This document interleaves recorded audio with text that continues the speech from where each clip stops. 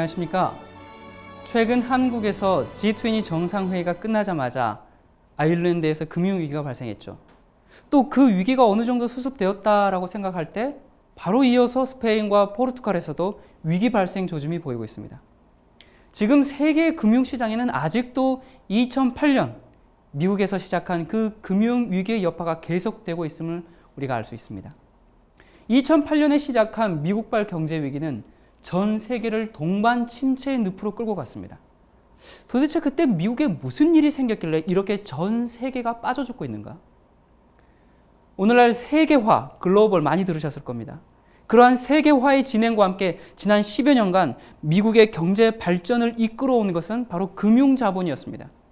특히 월스트리트의 금융업계와 실리콘밸리의 이 정보통신 산업이 주도했죠. 금융과 IT가 결합된 이 금융공학의 발전으로 수많은 금융상품이 만들어졌습니다. 그런데 그 대부분은 아주 싼 금리로 조달한 그 자금을 몇 배나 팽창시킬 수 있는 그러한 경영을 가능하게 한 것이었습니다. 그 대표적인 예가 바로 서브프라임입니다. 이 서브프라임이 뭐냐? 신용이 낮아서 상환 능력이 없을 수도 있는 그런 사람들에게까지 미국이 이렇게 주택 붐을 일으켜서 융자를 계속 받게 했고, 그러다 보니까 이제 주택들이 계속 그 수요가 증가하면서 미국 경기의 상승을 계속 부추겼습니다. 그래서 미국 국민들은 아주 호황을 누리는 듯 했어요. 상업은행이나 또 여러 투자은행들이 그 서브프라임의 위험을 숨긴 채 새로운 금융상품을 계속 만들어내서 엄청난 이익을 챙겼습니다. 이런 금융시장에 참여한 기관은 미국뿐만이 아니라 각국의 이 투자기관들도 포함되어 있습니다. 그래서 금융시장의 이 거래액은 점점 더 팽창해서 실물경제의 이 성장에 비해서 몇 배로 계속 증가된 것이죠. 결국 이 부채가 뭡니까? 빚이죠. 빚을 담보로 한 이 경영은 시장이 약세로 돌아가면서 어떻게 됐나요? 거대한 손실이 발생하게 되었죠. 이것이 바로 버블의 붕괴인 것입니다. 투자회사에서 출자하거나 융자를 했던 이 투자은행이나 상업은행들에서 대량의 불량 채권이 발생한 것입니다. 그래서 자본이 훼손되는 사태를 맞게 된 것입니다. 세계 각국이 미국의 이 그럴듯한 금융증권에 투자했기 때문에 미국의 금융위기는 다른 국가들의 위기로 이어졌고, 동시에 이 세계 여러 국가의 경제가 미국의 경제에 이게 다 얽혀서 의존하고 있음이 밝혀졌습니다. 그래서 이 각 나라들은 한없이 계속적으로 이익을 추구하고자 하는 그런 유혹에 빠져서 미국은 물론이고 국경을 넘어서 전 세계가 함께 투자했기 때문에 전 세계가 동시에 금융위기에 휩싸이게 된 것입니다. 그것이 바로 오늘날의 상황입니다. 세계 경제는 미국에 다 묶여있기 때문에 다른 나라들의 피해는 놔두고 일단 미국의 상황이 어떤지 한번 살펴보도록 하십시다. 많은 사람들이 어차피 나는 돈이 없는 사람이기 때문에 경제엔 관심이 없다. 또 미국이 망하든 그게 나하고 무슨 상관이냐. 그렇게 생각하는 사람이 있을지도 모르겠습니다. 여러분, 이것은 경제 문제가 아닙니다. 이것은 경제 문제가 아니라 이 마지막 시대를 살아가는 우리의 미래와 운명이 어떻게 진행될지를 보여주는 매우 심각한 사안입니다. 그렇기 때문에 지금 이 세상에 무슨 일이 벌어지고 있는지를 우리는 똑바로 알아야 하는 것입니다. 여기 이 워싱턴 포스트지에서 이러한 기사가 났습니다. Is it 1929 again? 그러니까 1929년도에 있었던 그 경제 대공황이 다시 오는가? 라는 제목으로 이러한 기사가 실렸는데요. 전체 경제 활동에서 정부가 차지하는 비중이 그때 대공황 당시보다 훨씬 커졌고, 또 위기 직전에 이 미국인들이 감당하기 어려울 정도로 빚을 끌었었다는 것이죠. 그래서 이 위기가 놀라울 정도로 신속하고 또 국제적으로 닥쳐왔다는 점이 그때의 대공황과 비슷하다라고 기록하고 있습니다. 자, 여기 이 불탄 집들이 보이는데요. 자, 이곳이 어딜까요? 빈민가나 슬럼가가 아닙니다. 그 유명한 공업도시 디트로이트입니다. 자, 이 디트로이트에 있는 이 집들이 지금 어떤 일들이 벌어진 것인가? 이 8만 달러 하던 집들이 3만 달러로 떨어져 버렸고, 7만 9천 달러 집이 4,500달러. 이게 말이 됩니까? 자, 이러다 보니까 사람들이 이제 이 집을 상환할 능력이 없게 되죠. 다 빚으로, 부채로 사서 이제 그 집을 샀기 때문에. 자, 어느 정도였냐면 대출을 받아서 집을 사고 그 집을 담보로 또 대출 받아서 투자하고 심지어는 죽은 사람의 명의로도 투자하게 되었습니다. 자, 이 집들이 왜 불이 났는가? 이제 갚을 능력이 없다 보니까 사람들이 집에 불을 지르고 그래서 보험금을 타려고 이제 집에 불을 지른 사람도 있고 또 그렇게 됐다 보니까 여러 이제 점도둑들이 와가지고 뭐 전기선부터 시작해서 이런 것들을 다 훔쳐가고 뭐 그러다가 죽는 사람도 있다고 할 정도로 이런 정말 디트로이트가 거의 폐허의 도시로 지금 변하고 있는 모습들을 이렇게 보고 있는 것입니다. 자, 미국의 이 개인과 기업과 국가의 총 부채가 미국 총 생산의 약 380%. 자, 그리고 정부가 지고 있는 총 부채가 약 11조 달러. 그러다 보니까 그 미국의 국내 총 생산의 약 14조 달러의 80%가 전부 빚이라는 것입니다. 그리고 이 미 정부는 11조 달러, 이 11조 달러가 넘는 이 부채의 이자만 400조 원 이상이 된다는 것이죠. 자, 이 금액이 어느 정도냐? 2010년 한국의 1년 예산이 291조 원이기 때문에 이자만 400조 원이라는 이 미국의 부채의 상황이 얼마나 심각한지를 우리가 짐작할 수가 있습니다. 그래서 이 루비니 교수는 이런 이야기를 했습니다. 미국이 재채기를 하면 세계는 감기에 걸린다. 그런데 이번에 미국은 단순한 재채기가 아니라 심각한 폐렴에 걸린 상황이다 라고 이야기했습니다. 미국이 심각한 폐렴에 걸렸다. 이게 무슨 뜻인가? 여러분 2006년 9월에 이 루비니 교수가 IMF 강당에서 미국 경제 12단계를 통과해서 붕괴한다라는 시나리오를 선언했습니다. 그때만 해도 이 듣고 있던 사람들이 아주 비웃고 회의적이었습니다. 그러나 곧 이 루비니의 말이 현실로 다가왔습니다. 2007년 9월 루비니 교수가 다시 IMF에서 연설을 하게 되었는데요. 당시 그때의 그 분위기를 관계자는 2006년에는 미친 사람 같더니 2007년에는 선지자 같았다라고 그렇게 이야기를 한 것을 제가 읽었습니다. 지금은 그 마지막, 그 12단계의 마지막 단계에 와 있다는 것입니다. 이 루비니 교수의 말을 듣고 더 이상 웃는 사람은 없었습니다. 기업들이 파도처럼 계속 도산해 나가죠. 또 부동산 시장과 채권 시장이 폭락하죠. 전국의 은행들이 다 부도가 나죠. 그리고 해외 투자자들이 달러를 포기하죠. 그러다 보니까 달러가 돌지 않으니까 경제에 엄청난 타격이 오죠. 그리고 또 부동산 이 서프라임 모기지로 인한 거품뿐만이 아니라 신용카드, 학비융자, 자동차융자 이러한 이 개인들이 파산하기 시작한 것입니다. 개인들이 파산하니까 국가가 같이 파산으로 치닫고 있는 것입니다. 뉴욕타임즈에서 이 루비니 교수의 인터뷰를 제가 보게 되었는데요. 그때 이 루비니 교수가 이런 이야기를 했습니다. 미국 제국의 몰락이 시작됐다. 결국 미국이 이번 위기의 진창을 헤쳐나오기는 할 것이지만 다 헤쳐나왔을 때 미국은 전혀 다른 모습을 하고 있을 것이며 세계에서의 위치도 전혀 다른 위치일 것이다. 미국이 이 진창을 나오기는 하지만 그가 나왔을 때 그 위치가 전혀 다를 것이다. 그것이 바로 지금 제가 여러분들에게 이야기하려고 하는 것입니다. 자, 여기 한국일보 기사를 한번 보실까요? 이 금융 패닉이 미국에서 유럽으로 또 아시아 또 브릭스 국가로 브릭스가는 신흥 경제 이제 개발국들이죠. 이 미국 월스트리트 금융 위기가 전 세계로 동시다발적으로 확산되고 있다. 전후 최대의 경제 위기, 사상 초유의 글로벌 경제 동반 침체에 대한 우려가 높아지고 있는 실정이다라고 이야기하고 있습니다.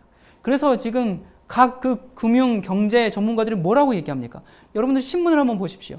그러면 모두 다 공통적으로 하는 말이 현 단계에서 유일한 대안은 각국의 정부와 중앙은행들의 공조뿐이다. 이런 이야기를 하죠. 그러면서 금융위기를 넘자고 G20 또 G7 여러분 우리가 언제 G20, G7 이런 용어들에 대해서 익숙해졌습니까?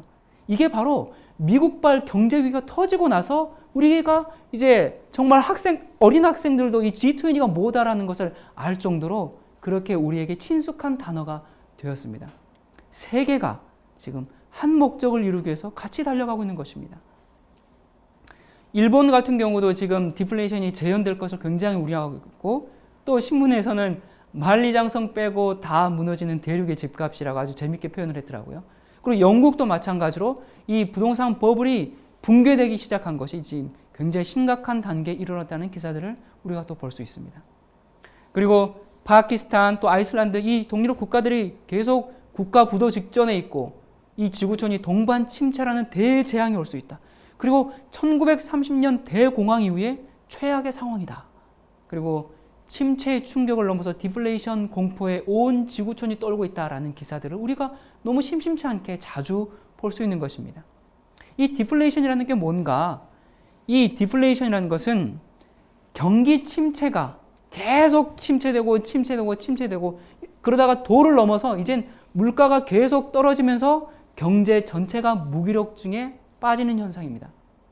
이 최악의 침체 시나리오로 지적되는 이 디플레이션, 이것이 이제 올 수 있다라는 이 가능성이 고조됨에 따라서 세계 경제에 잃어버린 세월이 도래할지도 모른다는 그러한 걱정이 계속 고조되고 있는 것입니다. 문제는 이 디플레이에 진입할 경우에는 아무런 대책이 없다는 것입니다. 자, 그래서 이 루비니 교수는 또 이런 이야기를 했습니다. 이 모든 것이 허용되어서는 안 되는 매우 위험하고 무모한 대출이었다. 우리는 괴물을 만들어냈다. 누군가 괴물을 만들어냈는데 누가 만들었을까?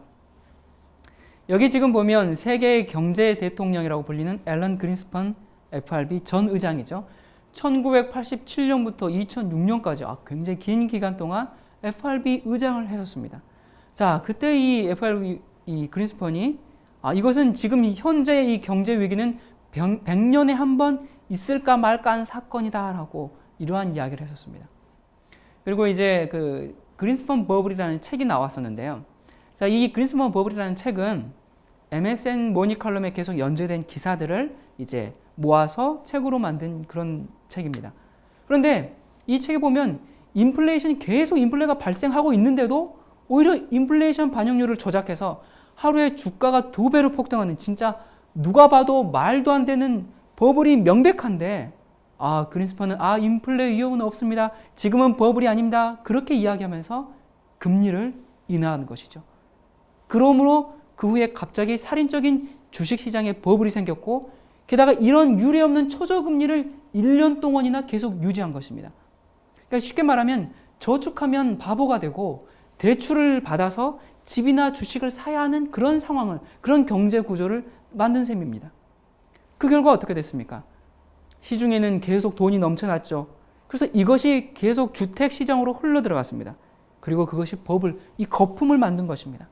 그리고 불과 3년 만에 미국이 200년 동안 쌓아온 그 부채 규모가 3년 만에 배로 늘어난 것입니다.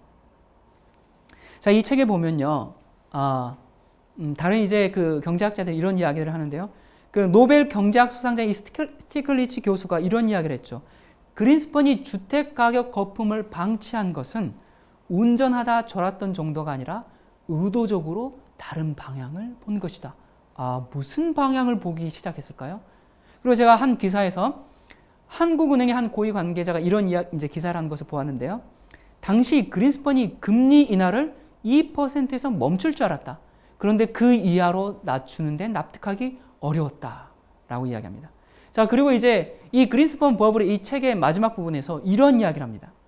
무엇보다 세계 최대인 자본주의 국가의 미국의 경제를 과거 공산정권 방식으로 운영되는 연방준비제도 이사회 FRB 같은 이러한 소규모 집단이 책임지고 있는 구조는 실로 아이러니하다라고 이야기합니다. 자, 그렇다면 이 연방준비제도 이사회, 이 FRB란 도대체 무엇하는 곳인가? 이 대부분의 미국인들은 이 FRB가 뭔지 모릅니다. 많은 사람들이 생각하는 것처럼 미 연방 소유의 은행이 아닙니다. 미국 소유의 은행이 아닌 것이라고요. 이곳은 로스차일드라든지 록펠러, 또 JP 모건 그룹 이런 이 소수의 몇 사람이 소유한 개인 은행입니다. 미국 달러를 정부가 아닌 개인 은행이, 사설 은행이 발행하고 미국 정부는 이 은행으로부터 계속 돈을 빌려 쓰고 있기 때문에 천문학적인 부채를 짊어지고 있는 것입니다. 이게 지금 무슨 얘기인가? 다시 제가 쉽게 얘기하자면요. 미국이 예를 들어서 100억 달러가 필요하다. 그렇다면 미 정부는 그 액수에 해당하는 이 채권을 발행해서 FRB에 이제 요청을 합니다. 그리고 그걸 줍니다. 그러면 FRB는 이 조폐공사에 이제 100억 달러를 찍어주십시오라고 지폐를 이제 주문을 하죠. 그러면은 2주 후에 FRB는 그 종이값 인쇄비 2,000달러를 주고 조폐공사로부터 100억 달러를 인수하게 됩니다. 그리고 그 100억 달러를 미국 정부에 빌려줍니다. 자, 그러면 미 국민들은 그 빚을 이자까지 포함해서 계속 갚아 나가야 합니다. 여러분, 그런데 이 돈이 어디서 생겨난 것입니까? 이 돈은 무에서 창조된 것입니다. 이 FRB는 이 돈을 위해서 투자한 것이 인쇄비 외에는 아무것도 없습니다. 이것은 정말 인류 역사상 가장 어마어마한 도적질에 해당합니다. 그래서 이 FRB는 한 해 약 3천억 달러, 그러니까 우리 돈으로 환산하면 360조가 넘는 이자를 받고 있습니다. 미국 정부로부터. 그리고 언론을 장악하고 있기 때문에 국민들은 무엇이 어떻게 돌아가고 있는지도 모릅니다. 아마 지금쯤은 이제 이 FRB가 이 사설은행이구나라고 깨닫기 시작한 국민들이 좀 있겠지만 자국의 이 정부가 돈을 개인은행에서 빌려서 이런 시스템으로 경제가 돌아가고 있다는 사실을 미국 국민들은 대다수는 모릅니다.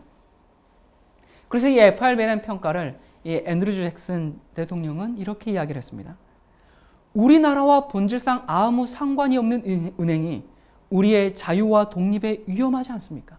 우리의 통화를 좌우하고 우리의 공금을 수령하며 수많은 우리 시민이 의존하는 이 은행은 적국의 함대나 군사력보다 더 무서운 것입니다. 자, 그리고 또 링컨 대통령은 이렇게 이야기했습니다. 내게는 중요한 적이 둘이 있다. 하나는 내 앞에 남부군이며 나머지 하나는 뒤에 도사린 금융기관이다. 둘 중 후자가 더 큰 위협이다. 모든 사람의 재산이 소수의 금융가들의 손에 들어가고 우리 공화국이 붕괴하기까지 지속될 것이다. 나는 나라의 안위를 걱정하는 마음이 전쟁 때보다 더 초조하다.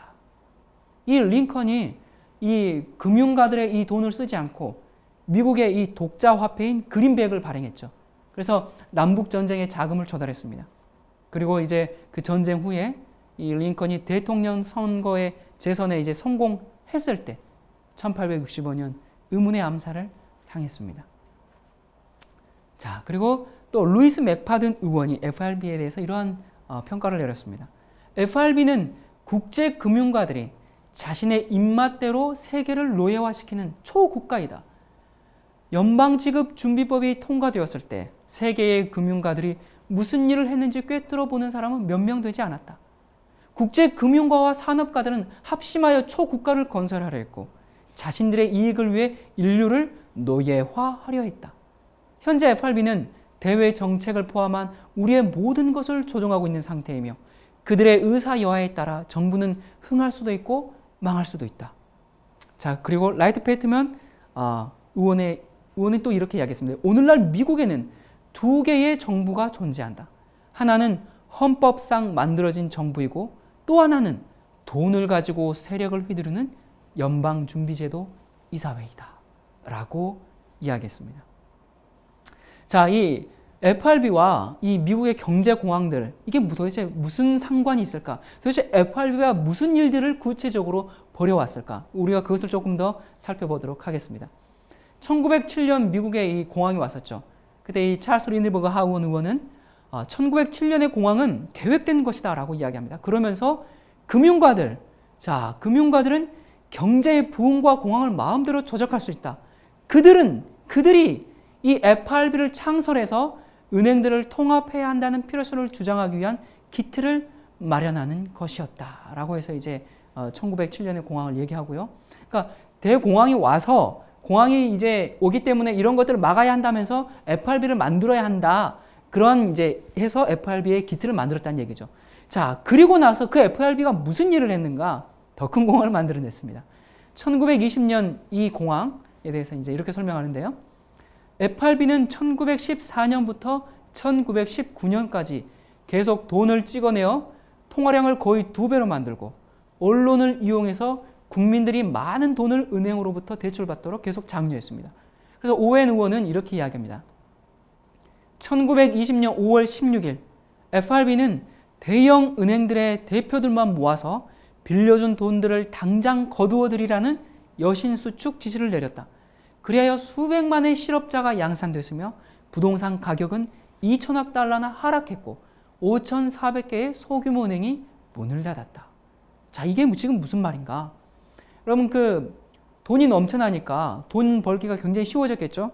그리고 특히 이 주식 시장이 가장 인기가 높아서 주식을 사지 않으면 많은 사람들이 바보 취급을 당할 정도였습니다. 예를 들어서 이 주식을 구입할 때 100만 원짜리 그 주식을 10만 원만 내면 살 수 있게 해준 것입니다. 그럼 나머지 그 90만 원은요? 그것은 은행에서 그냥 아주 초저금리로 계속 융자해 준 것이죠. 그래서 이제 이 돈을, 이 90%의 이 돈을 빌릴 때 이 계약서에 아주 이제 조그만하게 적힌 문구가 있는데, 콜을 하면 24시간 이내에 돈을 갚아야 한다라는 문구가 조그만하게 들어 있습니다. 자, 그런데 이처럼 24시간 이내에 돈을 갚으라는 명령을 돈을 빌린 모든 사람들에게 동시에 내리면 그럼 어떻게 될까요? 다들 주식을 팔겠다고 나서겠죠? 자, 이렇게 팔겠다는 사람이 많으면 주가가 어떻게 됩니까? 형편없이 떨어지게 되겠죠. 거기다가 이 FRB는 통화량을 줄이기 시작해서 전국의 경제 붕괴를 가져오게 된 것입니다. 1929년 10월 24일 뉴욕의 큰 은행들은 모든 기관들의 모든 대출을 24시간 내에 거두어들이라 라는 명령을 내렸습니다. 그 결과 바로 주식시장이 아수라장이 됐고 이것이 바로 악명 높은 검은 목요일인 것입니다.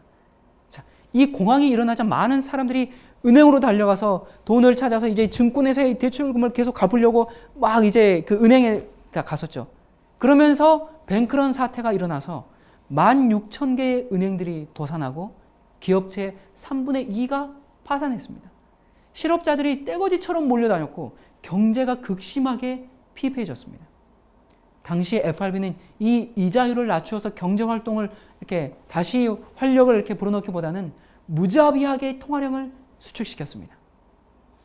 자, 이 1929년 이 대공황 때 첫 번째 무슨 일들을 벌였냐면 공황 조작의 첫 단계가 이 통화량을 계속 처음엔 늘린 것입니다. 현재 2008년 서브프라임 때도 돈이 계속 넘쳐났었죠. 자, 그래서 이 맥파든 의원이 FRB를 탄핵안을 제출한 내용이 있습니다. 1928년 그 탄핵안 제출한 내용이 1928년 8억 달러를 정부로부터 탈취해 간 죄. 자, 그리고 이자율을 일방적 또 불법적으로 올리고 내린 죄. 그리고 개인의 이익을 위하여 통화량을 늘리고 줄인 죄. 그리고 미국의 금융을 국제 금융가들에게 이관하여 외국인이 이득을 취하게 한 죄. 그래서 1929년에 이 대공황에 대한 책임으로 FRB를 탄핵한 것입니다. 자, 그리고요. 이 프리드먼 의원이 또 경제학자가 이런 이야기를 했습니다. 1929년부터 1933년 사이 FRB가 통화량을 3분의 1이나 줄였다는 사실은 대공황을 만든 장본인이 FRB임을 증명하는 것이며 돈은 사라진 것이 아니라 다만 소수의 부자들의 수중에 들어간 것이다 라고 이야기하고 있습니다. 자, 이런 어마어마한 일을 저지르는 FRB의 배우는 도대체 누구인가? 미국 정부에는 FRB에 대한 감사 권한이 없습니다. 그렇기 때문에 정치가들은 FRB가 도대체 무엇을 하는지, FRB의 예산과 지출은 얼마고 그들이 어디에 사용하는지도 모릅니다. 그리고 FRB는 납세 의무에서도 면제됩니다. 자, 그렇다면 이 엄청난 세력인 FRB의 배우는 도대체 누구인가? 제가 그것은 다음 시간에 알려드리도록 하겠습니다. 자, 과거 역사에서뿐만 아니라 오늘날의 경제 파탄의 주범도 FRB인데, 자, 그 결과 무슨 일들이 생기고 있습니까? 여러분들 신문들을 많이 보셨죠? 몇 가지 뉴스만 좀 살펴볼까요? 영국과 유럽은행에서 뭐가요? 국유화가 잇따라 발표됐다. 이를 자본주의 시장 경제의 근간을 뒤흔드는 발상이라고 거부하던 부시 행정부도 결국 9개 은행을 국유화했다라고 이야기합니다. 여러분, 경제 위기를 극복하기 위해 시장 경제에 국가가 개입하지 않는다는 원칙이 무너진 것입니다. 자, 더 볼까요? 자, 미국 이번엔 규제 강화로 승부한다. 그리고 금융공황의 탈출구는 국유화다. 유럽에 이어 미국도 국유화 모델을 채택한다. 그리고 이제 월스트리트의 이 월스트리트가 이제 워싱턴으로, 경제 권력이 워싱턴 정부로 옮겨지고 있다. 또 그리고 경제학자들은 일제히 미국의 자유주의가 종언을 맞았다. 그리고 일부에서는 사회주의 처방이라는 빈정거림도 나온다라고 이야기합니다. 자, 그리고 국유화 공포에 떠는 미국인들.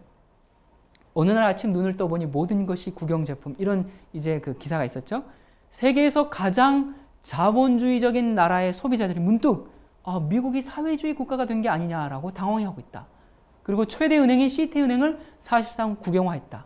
자, 그리고 워싱턴 포스트지는 정부에 보이지 않는 손이 미국인들의 생활 곳곳에 지문을 남기고 있다.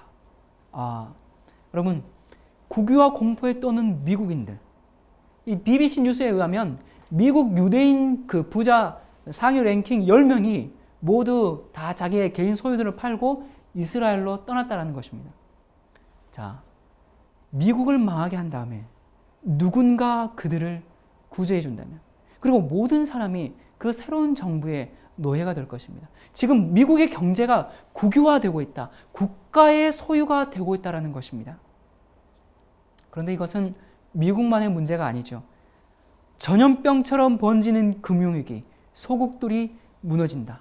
그러면서 휘청거리는 동유럽 약소국, 국가 떼도사 노는가? 그러면 이러한 그 이야기들이 계속 신문에 또 뉴스에 나오고 있죠. 그러면서 자, 파키스탄을 비롯해서 5개국이 IMF에 매달렸다. 뭐 여러 나라들이 지금 IMF 구제 금융을 신청할 전망이라는 기사가 지금 나오고 있죠.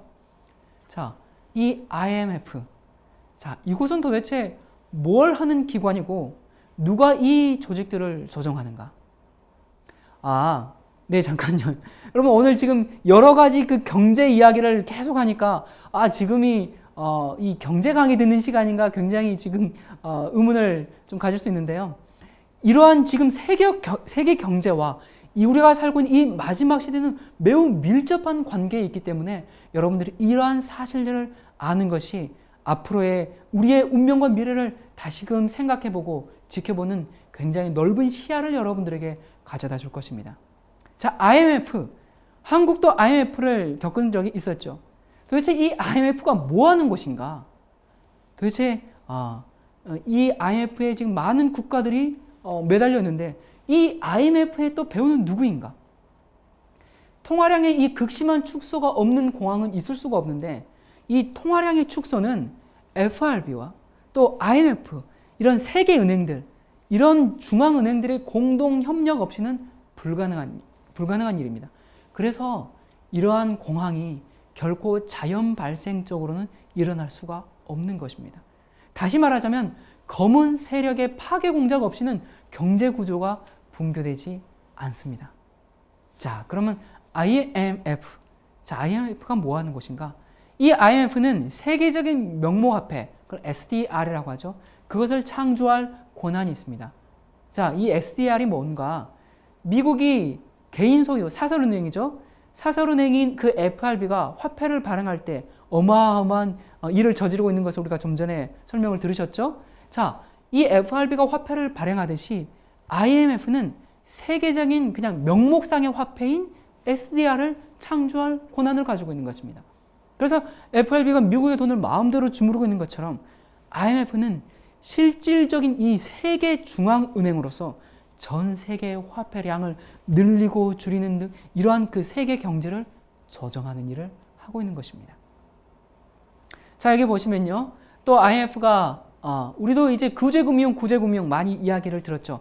그래서 그 IMF로부터 이제 그 금융을 지원받을 때 구조조정해야 된다. 뭐 그래서 아마 기업체의 직원들을 감소하고 임금을 감소하고 부실 기업을 정리하고 아마 이러한 우리 한국도 1990년대 이제 그런 IMF를 거쳤기 때문에 아마 이런 내용은 익숙할 것입니다.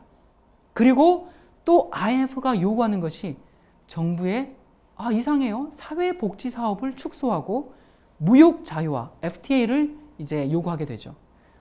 자, FTA 무역 거래에 있어서 정부의 이런 그 감독 또 규제 이런 모든 장벽을 제거시키는 협정을 쉽게 말해서 FTA라고 합니다. 한국의 경우에 IMF 전까지만 해도 쌀을 포함해서 약 한 285개의 수입이 제한된 품목들이 있었습니다. 그런데 IMF 이 구제금융 조건으로 이제 어떻게 했습니까? FTA를 요구했었죠. 그래서 쌀의 경우에 국제 가격에 비해서 쌀이 이제 4배가량이 높은데 이런 상황에서 한국 농업의 피해가 클 수밖에 없었습니다. 또 뭐 여러분들 최근에 아시지만 뭐 한우라든지 그런데 이런 그 FTA의 그 국가가 이렇게 이제 그것을 어느 정도 규제하면 이 국가가 또 WTO에 제소당해서 막대한 불이익을 당하게 됩니다. 자, 그리고 이 IMF가 요구하는 그 조건 중에 하나가 외국 투자를 조건 없이 자유롭게 받아들여라. 이제 그런 겁니다. 그렇게 되면 굉장히 이제 뭔가 경제가 활성화되고 좋아 보이죠. 그렇게 되면 한국의 여러 기업들을 각 자국의 여러 기업들을 외국인들이 마음대로 사고 팔 수 있다는 뜻이 됩니다. 그런데 이것은 자율 경제가 아니라 쉽게 보면 한 국가의 경제가 외국인의 손에 의해서 조종되고 있는 것입니다. 여러분 한국의 주식시장만 해도 외국인들이 주식을 팔면 주가가 폭락해버리고 사면 오르고 지금 한국 경제의 이 주식시장도 외국인들의 손에 의해서 조종당하고 있음을 여러분들이 알고 있을 것입니다. 자, 그리고 이 네 번째 보면 여러분 이걸 믿으실 수 있을지 모르겠는데요. IMF의 이 구제금융의 조건 중에 또 하나가 국토의 산업화를 요구함으로 식량의 자급자족 체계가 파괴되는 결과를 가져옵니다. 이건 믿지 못하시겠다고요. 제가 그래서 증거가 될 만한 한 영상을 준비했습니다. 함께 보시죠. 농촌을 찾았을 때 만나는 가장 친숙한 풍경, 바로 논입니다. 하지만 급속한 도시화로 인해서 지난 5년간 사라진 논의 면적은 무려 56,700헥타르. 매년 여의도 면적 37배의 논이 없어지고 있다는 얘긴데요. 이대로 논이 계속 줄어든다면 식량 부족 사태는 물론이고 홍수와 같은 자연재해가 더욱 심해질 것이라는 우려의 목소리가 높아지고 있습니다. 네, 자, 한국은 이 IMF 이후에 산업화로 경제가 굉장히 성장했습니다. 그런데 여러분 아십니까? 그 결과 우리나라의 식량 자급자족률이 26%밖에 되지 않았습니다. 난리가 나면, 전쟁이 나면 또 식량이 더 이상 들어오지 않으면 국민 4명 중에서 3명은 굶어 죽는다는 얘기입니다. 자, 또 IMF 행보가 또 어떤 일들이 한국 말고 다른 나라에 벌어졌는가? 브라질은 세계 제2의 식량 수출국이었습니다. 그런데 현재 어린이들이 굶어 죽고 있는 실정이죠. 여러분 원래 브라질은 자연 자원이 굉장히 풍부해서 세계 어느 국가보다도 여유 있는 생활을 할 수 있었습니다. 그러나 검은 세력 덕분에 아프리카 다음으로 저주를 받고 있습니다. 자, 그리고 또 베트남. 자국민에 대한 의료, 교육비 지원 감소. 아까 그 IMF가 구제 금융 조건으로 내민 것이 사회복지 사업을 축소시키라는 것이었죠. 자, 그래서 어쩔 수 없이 베트남이 그 IMF에 이제 구제 금융을 하면서 의료, 교육 지원을 감소하면서 그 결과 75만 명 정도의 중고등학생들이 자퇴하게 되고 말라리아에 의한 사망률이 4년 사이에 3배가 증가되고 있다라는 얘기입니다. 자, 그리고 또 코스타리카 1980년부터 1989년 사이에 9번의 구조조정을 이제 당하게 되었는데요. 그 결과 농업이 축소했죠. 1970년대 자급자족 비율이 50%였는데 1987년에는 37%로 감소하고 현재는 거의 모든 식량을 수입하고 또 산림이 황폐되고 하천과 바다가 오염되고 산호초 90%가 파괴되는 엄청난 대가를 치르게 되었습니다. 루안다. 인구의 90%가 농민이었으나 WTO 기준에 의해서 정부의 규제를 모두 해제하고 FTA 무역 자유화를 이제 강요하면서 미국과 캐나다의 잉여 농산물에 대한 수입을 개방하게 되죠. 그래서 농업 경제 기반이 무너지고 거기다가 연료 비용은 3배가 상승하고 그래서 생활 안전 기반이 무너지니까 자연히 루안다에는 내란이 계속 발생하는 것입니다. 이 못 사는 국가들이 당장의 위기를 모면하기 위해서 빌린 돈은 시간이 지날수록 가속도가 붙어서 이 빚을 갚는다는 것은 거의 불가능한 일이 된 것입니다. 그래서 원금은 고사하고 어떻게 됩니까? 이자도 못 갚는 처지에 빠지게 된 것입니다.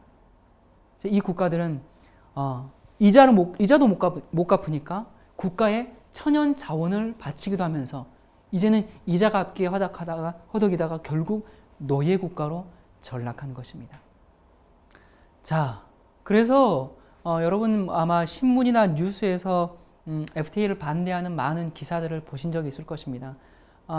한국의 농민들이 얼마나 또 어떠한 아픔 가운데 있는지 왜 저렇게 이렇게 농성하고 데모하나 그렇게 생각하기 전에 그들의 어떤 그 생존에 대한 문제뿐만 아니라 이것은 정말 국가적인 위기로 다가올 수가 있는 것입니다. 여기 이 사진들을 보면 내년에도 농사 지으며 살고 싶다라고 절규하는 농민들의 모습을 볼 수 있고요. 그리고 이제 농민은 죽었다라는 상복을 입고 그렇게 통곡하고 있는 모습, 또 그리고 분신 자살하려고 하는 정말 가만히 앉아서 죽을 수는 없다 이러한 그런 FTA 반대하는 그런 이제 뉴스들을 우리가 심심치 않게 접할 수가 있습니다.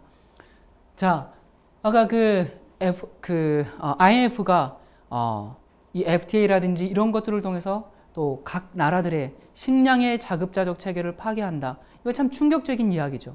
그런데 더 충격적인 또 이야기 한 영상을 보여드리도록 하겠습니다. 인류 문명의 역사와 함께 시작된 벼농사. 그런데 최근 국제기구에서 벼농사를 규제하려는 움직임이 일고 있다. 외국의 환경연구단체들이 논에서 배출되는 메탄가스가 지구온난화를 부채질하고 있다는 주장을 내놓은 것이다. 이들의 주장처럼 논은 과연 지구온난화의 주범일까? 지구온난화를 가속시키는 온실가스 중 메탄이 차지하는 비중은 이산화탄소에 이어 2번째. 하지만 벼농사는 메탄을 방출하기도 하지만 엄청난 양의 이산화탄소를 흡수하고 산소를 내놓는다. 바로 광합성을 하기 때문이다.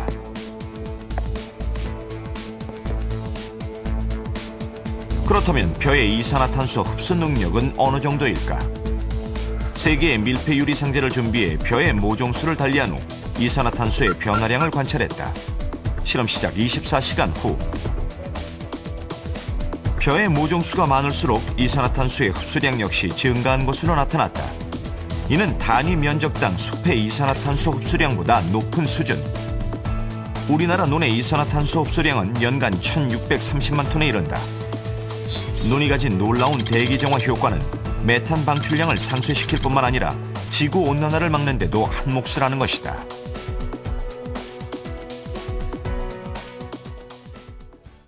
자, 여러분, 곡식을 생산해야 할 농토는 사라지고 농민들은 도시로 몰려서 공장 노동자가 됩니다. 케냐, 가나, 루안다 이런 국가들은 IMF 덕분에 가난의 정도가 더 심해져서 국민들이 이제 아사할 지경이 되었고 식량 문제로 동족 살상의 참극이 계속 일어나고 있는 것입니다. 이 금융위기로 전 세계가 연합하자는 G20 회담을 이제 최근에 열렸죠. 최근뿐 아니라 계속적으로 열고 있죠. 그런데 이 G20들이 모여서 무슨 얘기를 이제 얘기했냐면 신 브레턴 우즈 체제를 만들어야 된다. 그러면서 신 브레턴 우즈 체제에 대한 논의의 핵심이 뭐냐? 슈퍼 IMF를 발족해야 된다. 그러면서 기존 IMF의 권한과 기능을 대폭 강화해야 한다라고 이야기했습니다. 이 브레턴 우즈 체제라는 게 뭔가 2차 세계적인 세계대전 후에 1944년 약 40여 개국의 지도자들이 미국 브레튼 우즈에 모여가지고 거기서 이 국제 금융시장을 관리하는 기구를 세워야 한다. 그러면서 그때 IMF와 세계은행을 창설한 것입니다. 그게 브레튼 우즈 이제 회의였는데요. 신 브레튼 우즈 체제 그러면서 그 논의의 핵심이 슈퍼 IMF를 발족해야 된다. 지금도 IMF 횡포가 정말 가공할 만한데 슈퍼 IMF. 이 존 자자크는 이렇게 이야기했습니다. 만일 주식시장에서 전 세계적인 문제가 발생한다면 아마도 신세계 질서의 전면에 배치된 팀들의 계획일 것이다 라고 이야기했습니다. 한 경제학자는 이런 이야기를 했습니다. 3차 세계대전은 이미 시작되었다. 이것은 소리 없는 전쟁이다. 이 표현은 전혀 과장된 것이 아니다. 이 전쟁은 브라질과 라틴 아메리카와 제3세계 전체를 파멸시키려 하고 있다. 이 전쟁터에선 군인 대신 어린이들이 죽어가고 있다. 이 전쟁은 제3세계가 진 부채, 빚에 대한 전쟁이며 이 전쟁의 주무기는 원자탄보다도 더 무섭고 파괴력을 가진 이자라는 것이다. 여러분, 이 검은 세력들은 전 세계를 지배하기 위해서 글로벌 경제 체제를 만들었습니다. 그래서 각 나라들이 자급자족할 수 있는 역량을 계속 상실시켜 왔습니다. 모든 국가들이 남에게 의존해야 하는 그러한 구조를 만들어낸 것입니다. 이걸 뭐라고 부르죠? 세계화. 자, 참 좋은 말인 것 같죠? 그러나 이 세계화의 진정한 목적은 그 각국의 자립 능력을 빼앗는 것입니다. 세계화와 녹색혁명, 이런 것들이 결합함으로써 친환경적인 기존의 농사법은 이 땅에서 파괴되고 사라지고 있습니다. 그리고 이 세계화는 곳곳에 흩어져 있던 이 농민들을 전부 도시로 몰아넣고 있습니다. 이 검은 세력은 1970년대에 전 세계에 아주 값싼 석유를 공급해서 세계를 자신들의 입맛대로 요리할 수 있으리라고 판단했습니다. 그래서 녹색혁명, 세계화 이런 것들을 슬로건으로 내세우고 전 세계가 석유에 중독되도록 이끌어왔습니다. 자, 그리고 전 세계가 석유 없이 살아갈 수 없는 상태가 되었을 때, 그럴 때 값싼 석유를 갑자기 걷어들이면 어떻게 될까요? 혼란이 야기 되겠죠. 똑같이 돈을 풀어놓고 돈을 확 걷어버리면 경제가 몰락하듯이 석유를 싸게 풀어놓고 석유를 갑자기 걷어들이면, 여러분, 지금 석유값이 천정부지로 계속 오르고 있죠. 이것이 단순히 중동 지역의 정치 불안 때문이 아닙니다. 이건 아주 계획적인 것입니다. 이 검은 세력들은 우선 30년에 걸쳐서 세계 구석구석까지 아주 값싼 석유를 공급하기로 했습니다. 그래서 이 계획이 성공하기 위해서는 최소한 한 세대에 걸쳐서 세계를 석유에 중독시켜야 했습니다. 전통적인 농사법으로 이 농사를 짓는 노인들이 다 사라질 때까지, 그래서 석유 없이 먹거리를 재배하는 그러한 노하우가 자취를 감출 때까지 그들은 기다려야 했던 것입니다. 그들은 10년, 20년, 50년, 100년을 내다보고 계획을 합니다. 자기 세대에 안 되면 자기 자녀들 세대에서 그 계획이 계속 유지되도록 이끌고 있습니다. 그들의 배후가 무엇이길래 이런 어마어마한 일들을 하고 있는 것일까요? 자, 농민들이 이 전통적인 농사법을 다 버리고 100% 석유에 의존하는 지금의 현대식 체제로 전환할 수 있도록 계속 이끌어 온 것입니다. 자, 여러분, 석유가 쌀 때는 문제가 없었어요. 그런데 이 값싼 석유의 공급이 만약에 중단되면 어떻게 될까요?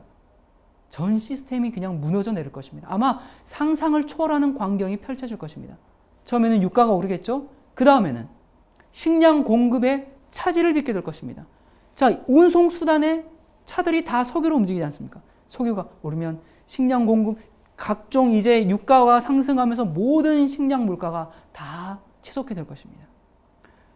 미국의 농지 중 아주 상당 부분이 에탄올을 생산하기 위해서 옥수수 밭으로 변해가고 있습니다.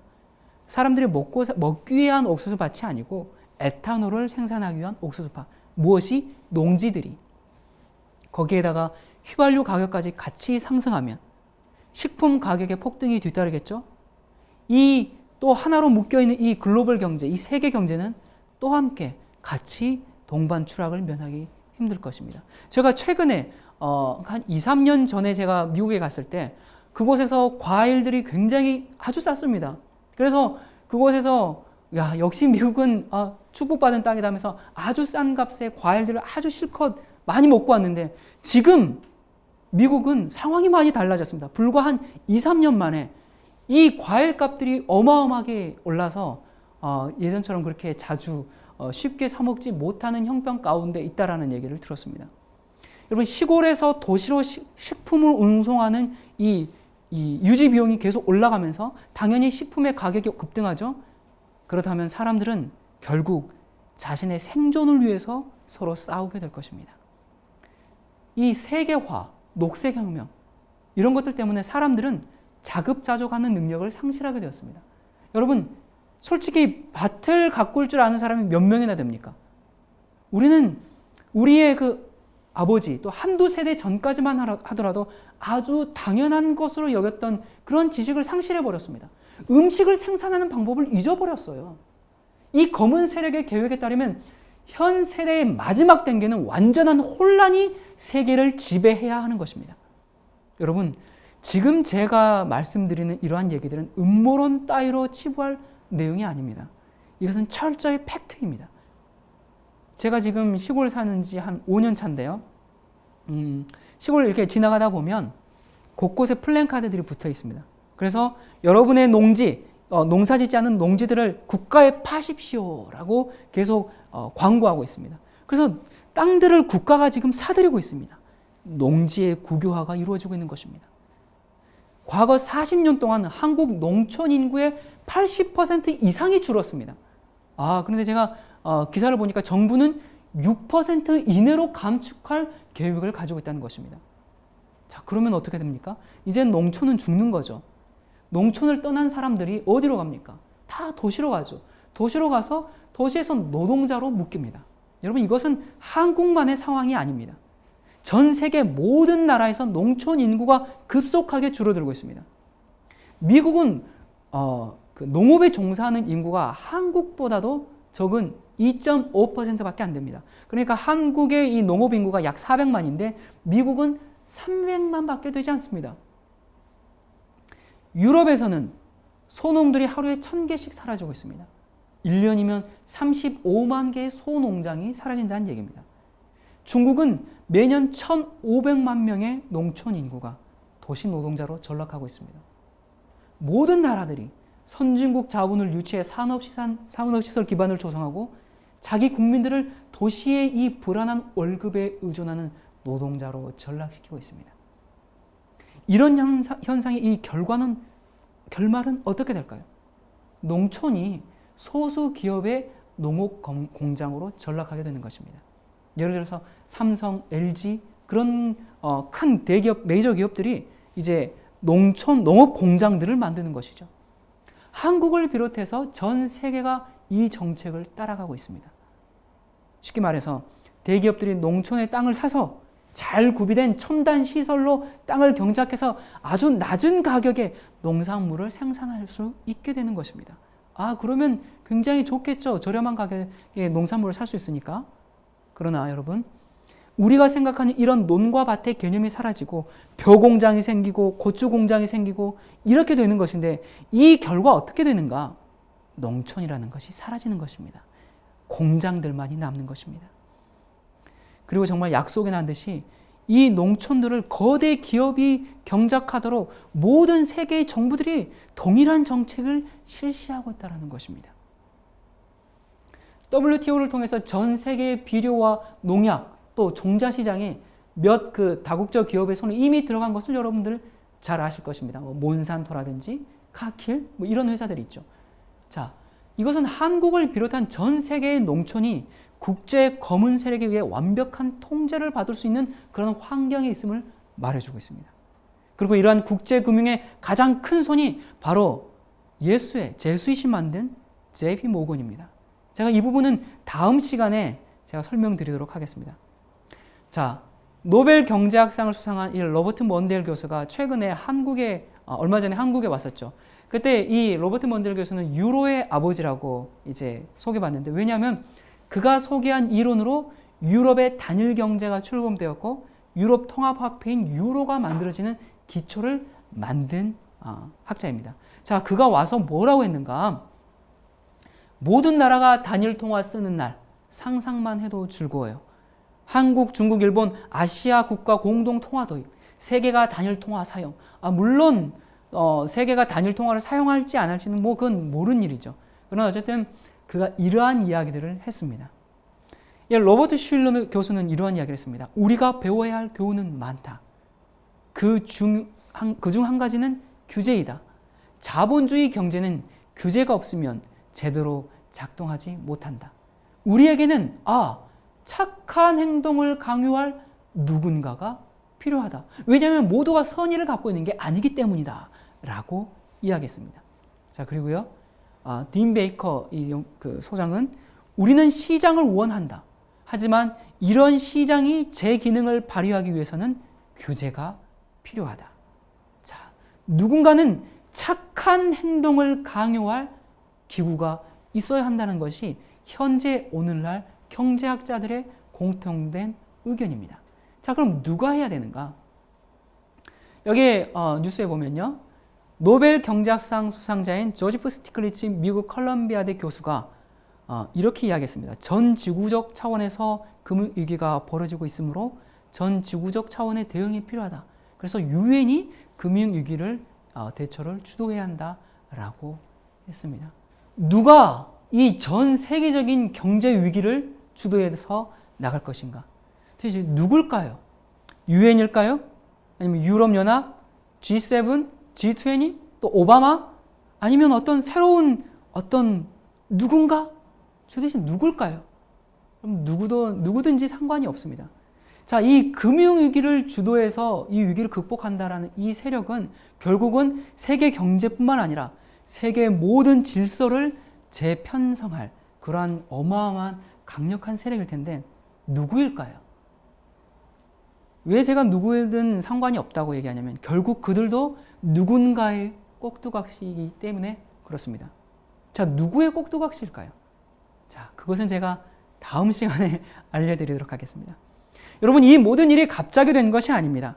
아모스 3장 7절에는 주 여호와께서 자기의 비밀을 그 종 선지자들에게 보이지 아니하시고는 결코 행하심이 없다라고 말씀하셨습니다.